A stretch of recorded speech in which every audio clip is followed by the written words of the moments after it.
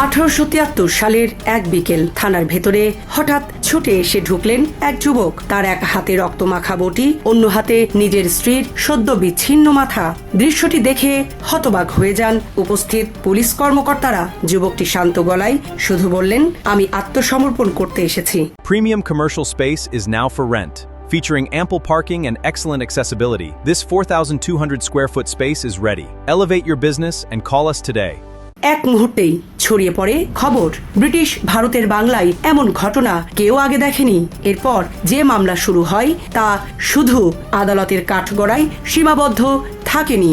আলোচনার বিষয় হয়ে ওঠে চায়ের আড্ডা, জমিদার বাড়ির বৈঠকখানা, কলকাতার সংবাদপত্র, এমনকি লোকশিল্পের ক্যানভাসেও।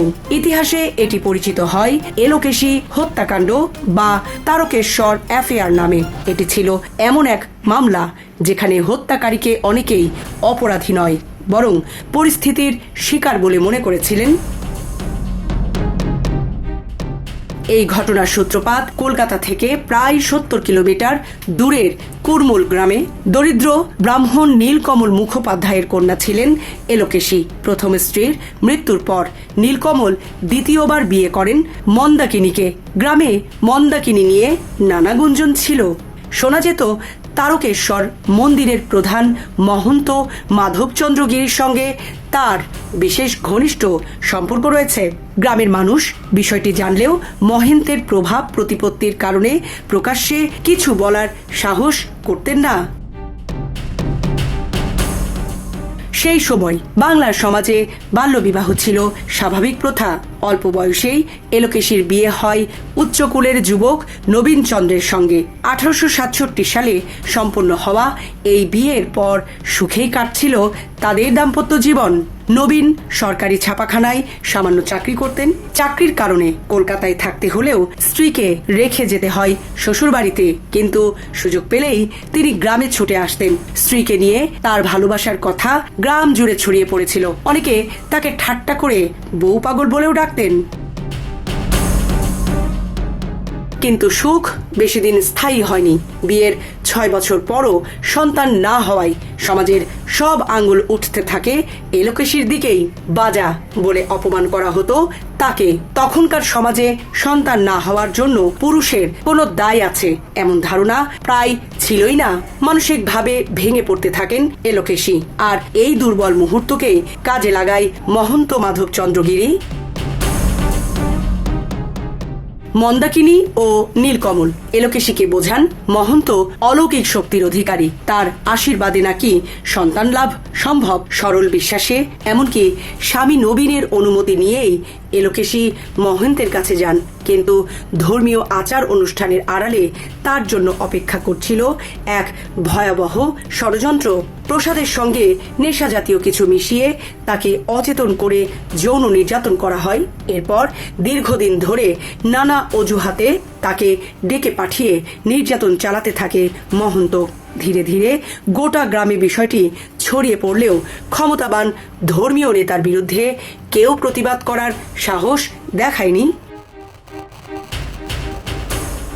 একদিন গ্রামে এসে চারপাশের মানুষের কানাঘুষা শুনে হতবাক হয়ে যান নবীন। স্ত্রীর কাছে পুরো ঘটনা জানার পর তিনি বুঝতে পারেন এলোকেশী প্রতারণার শিকার। তিনি স্ত্রীর ওপর কোনো দোষ চাপাননি, বরং তাকে ক্ষমা করে নতুন জীবন শুরু করার সিদ্ধান্ত নেন। দুজন গ্রাম ছেড়ে দূরে কোথাও গিয়ে নতুন সংসার গড়বেন এমন পরিকল্পনাও করেন।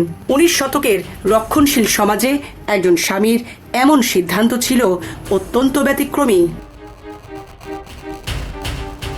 কিন্তু সেই পরিকল্পনা বাস্তবায়িত হওয়ার আগেই ঘটে ইতিহাসের সবচেয়ে আলোচিত হত্যাকাণ্ডগুলোর একটি। 1873 সালের 27 মে গ্রাম ছেড়ে পালানোর সময় অভিযোগ অনুযায়ী মহেন্তের অনুগত লোকজন নবীন ও এলোকেশীর পথ আটকে দেয়। উত্তেজনা, অপমান, ক্ষোভ ও অসহায়তার এক চরম মুহূর্তে নবীন নিজের স্ত্রীকেই বটির কোপে হত্যা করেন। তারপর স্ত্রীর কাটা মাথা ও হত্যার অস্ত্র হাতে নিয়ে সরাসরি থানায় গিয়ে আত্মসমর্পণ করেন। এই বিভীষিকাময় ঘটনা মুহূর্তেই ছড়িয়ে পড়ে সমগ্র বাংলায়। বিচার শুরু হওয়ার পর আদালতে মানুষের ঢল নামে। সাধারণ মানুষ বিশ্বাস করত প্রকৃত অপরাধী মহন্ত। নবীন ছিলেন ষড়যন্ত্রের শিকার।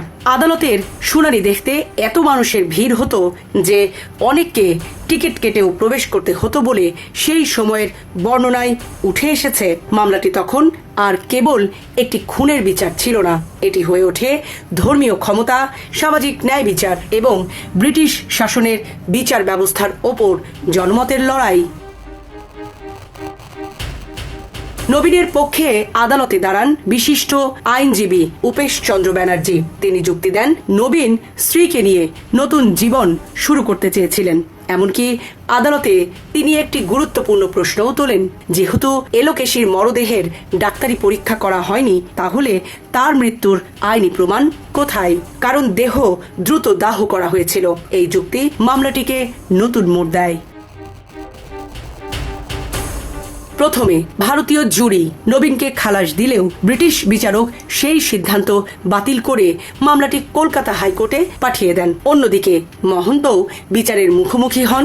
শেষ পর্যন্ত হাইকোর্ট নবীনকে যাবজ্জীবন কারাদণ্ড এবং মহন্তকে 3 বছরের সশ্রম কারাদণ্ড ও 2000 টাকা জরিমানার আদেশ দেন।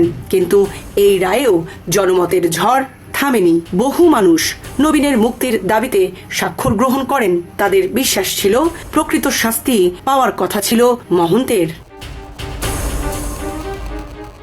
আজ 1.5 শতাব্দীর বেশি সময় পর ফিরে তাকালে এই ঘটনাকে কেবল একটি হত্যাকাণ্ড হিসাবে দেখলে ভুল হবে। এটি ছিল নারী নিপীড়ন, ধর্মীয় ক্ষমতার অপব্যবহার, সামাজিক কুসংস্কার এবং পিতৃতান্ত্রিক মানসিকতার নির্মম প্রতিচ্ছবি। সবচেয়ে বড় প্রশ্ন হলো, এলোকেশীর অপরাধ কি ছিল? তিনি ছিলেন প্রতারণা ও যৌন সহিংসতার শিকার, অথচ শেষ পর্যন্ত প্রাণ হারাতে হয়েছিল তাকেই। এই ঘটনাকে অনেকে আজ অনার কিলিং এর প্রাচীন উদাহরণ হিসাবেও দেখেন, কারণ নবীন শেষ পর্যন্ত প্রতিশোধ নেননি। মহন্তের ওপর হত্যা করেছিলেন নিজের অসহায় স্ত্রীকে, অথচ সেই সময় সমাজের বড় একটি অংশ তাকেই নায়ক হিসাবে দেখেছিল। এই বাস্তবতা আমাদের ভাবায় সমাজ কি সত্যিই বদলেছে নাকি কেবল সময় বদলেছে?